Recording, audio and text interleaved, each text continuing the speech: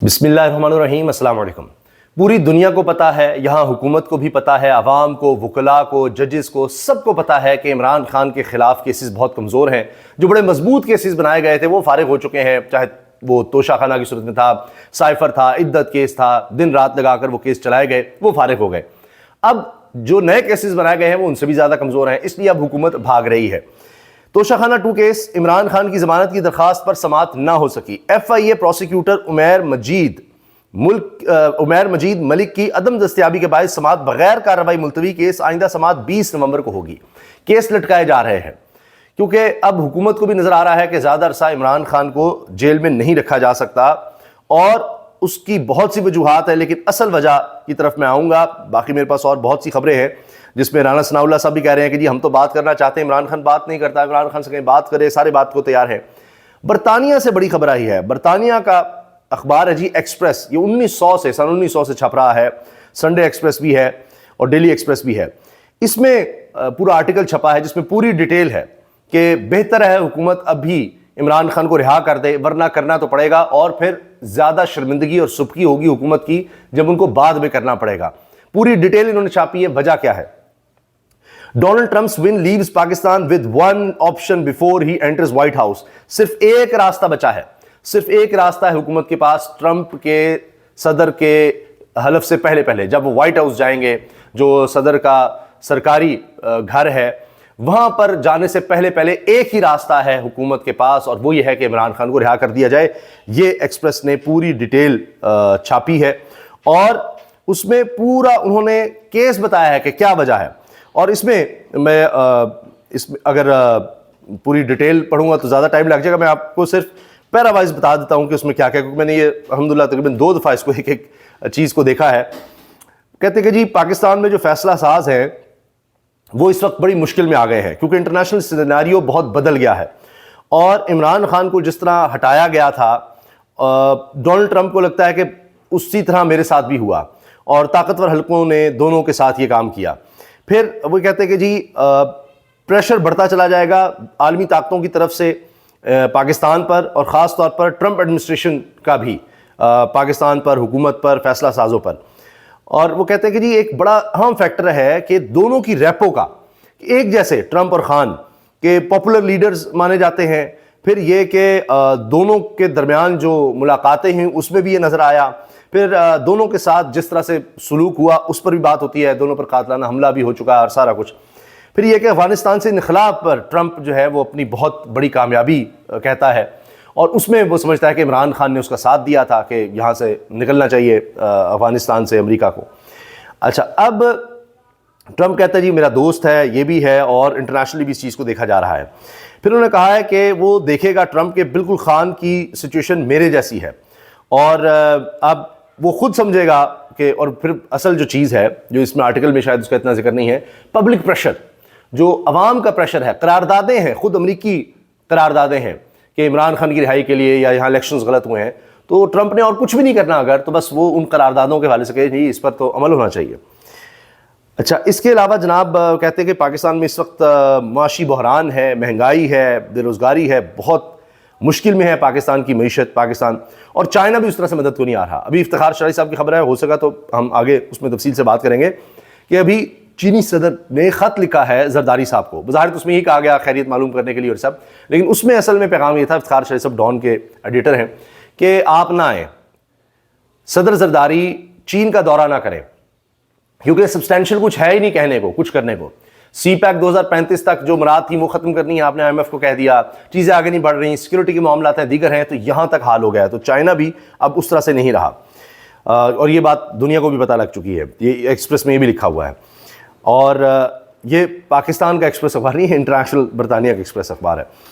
अब ये कह रहे हैं कि पाकिस्तान अफोर्ड ही नहीं कर सकता कि अमेरिका के साथ भी उसके रिलेशन कुछ ख़राब हो जाए, तो लिहाजा अब शहबाज शरीफ गवर्नमेंट के पास और कोई रास्ता नहीं है कि वो ट्रंप से कुछ बेहतर ताल्लुक बनाने के लिए कम से कम इतना कर दे कि उसके दोस्त, ट्रंप के दोस्त इमरान खान को रिहा कर दें और अभी रिहा कर दें, इससे पहले कि वहां पर तब्दीली आए और वहां से कहा जाए कि जी इमरान खान को रिहा करो, क्योंकि उसके बाद आपके पास रास्ता कोई नहीं रहेगा और फिर आपको शर्मिंदगी और सुबकी अलग से होगी कि वहां से प्रेशर आया तो आपको रिहा करना पड़ा है इमरान खान को।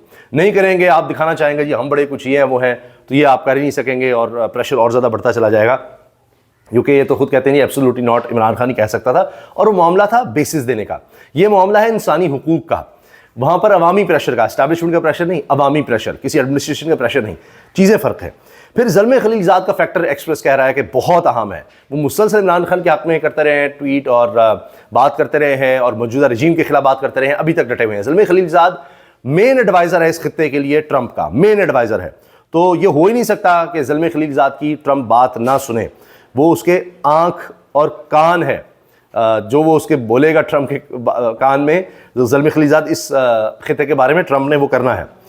फिर इसके अलावा जनाब जो अफ़गानिस्तान की सूरत हाल है उसमें भी ट्रंप चाहेगा कि जी इमरान खान को होना चाहिए ताकि अफ़गानिस्तान की सूरत हाल को हम बेहतर तरीके से हैंडल कर सकेंगे। तो लिहाजा अब इनके पास कोई रास्ता बचा ही नहीं है हुकूमत के पास, कि वक्त कम है और एक ही रास्ता है इनके पास और कोई नहीं है। ये पूरी खबर वहाँ पर लगी हुई है, आर्टिकल लिखा हुआ है, ओबे साहब हैं जिन्होंने लिखा है। इसके अलावा जनाब दीगर खबरों में देखिए, मरीम नवाज़ खुसूसी तैयारी पर जिनीवा गई, अखराजात कहाँ से अदा किए? फवाद चौधरी ने राइट टू इन्फॉर्मेशन एक्ट के तहत दरख्वास्त दायर कर दी है। आज मैंने एक राइट टू इन्फॉर्मेशन एक्ट के तहत एप्लीकेशन डाली है, अच्छा, जिसमें मैंने ये कहा है कि बताया जा रहा है कि मरियम बीबी जो गई है खुसूसी जहाज पे जिनीवा गई है, हमें बताया जा रहा है कि वो पैसे किसने दिए और जो बाकी अखराजात हैं वो कौन दे रहा है। तो ये राइट टू इन्फॉर्मेशन है, अब देखते हैं हुकूमत ये बताती है या नहीं बताती। बाकी जनाब ये भी सारा ड्रामे का भांडा फूट गया। जिनीवा में नवाज शरीफ के हक़ में मुजाहरा करने वाले अफराद की नवाज शरीफ से मुलाकात, इस्तकबाल करने वाले अफराद खुसूसी तौर पर इटली से तशरीफ़ लाए। इस्तकबाल करने वाले कौन हैं, उनके नाम भी सामने आ गए हैं। ये नून लीग के लोग हैं और इन्होंने कहा जी हम काफ़िले समेत आए। काफ़िला क्या था? 4 लोगों का। और फिर जी हम यहाँ पर आए थे और वो सारा बैनर शैनर पकड़ा, वो सारी एक्टिंग हो रही थी। वो साहब को पता लग गया कि कोई स्पॉन्टेनियस नहीं था, ऐसे नहीं था कि नवाज शरीफ साहब नज़र आए हैं और लोगों ने उनकी पजीराई के लिए वहाँ नारे लगाए, नहीं, वो सब प्लान था, सारा कुछ वो था। मैंने आपको पहले इस बारे से बताया था। मुशाहिद हसन सैयद साहब कह रहे हैं मॉस्को में पाकिस्तानी वफ्द को कॉल आई कि अपने वज़ीर आज़म से कहो 3 बजे का खाना और दौरा रूस एहतजाजन ख़त्म करके फ़ौरी वापस आ जाए, कि यूक्रेन पर अटैक जो कर दिया है पुतिन ने, तो फ़ौरी वापस आ जाओ, ये अमेरिका से हुक्म आया। इमरान खान को बताया गया तो खान ने मशवरा नहीं माना, बल्कि गुस्सा किया कि भाई हमें इस तरह वो कोई गुलाम समझते हैं कि जी जो कहेंगे हम कर लें। मुशाहिद हुसैन ने वो बात बता दी जिससे अब एक थरथली मचने वाली है, बैली मची हुई है। और ये मैं आपको वीडियो भी इसकी दिखा देता हूँ, ये देखिए।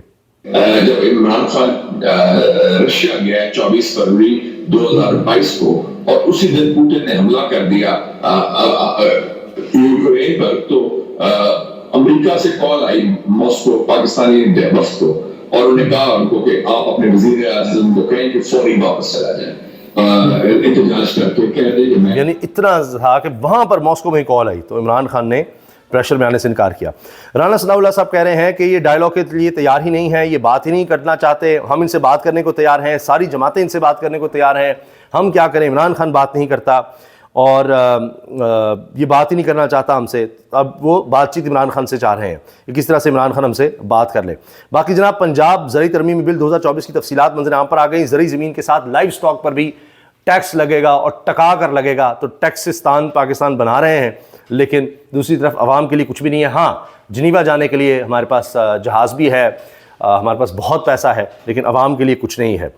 IMF से मुज़ाकरात पेट्रोलियम मसनूआत कीमतों में भारी इजाफे के लिए तैयार हो जाएं, ये खबर आ गई है।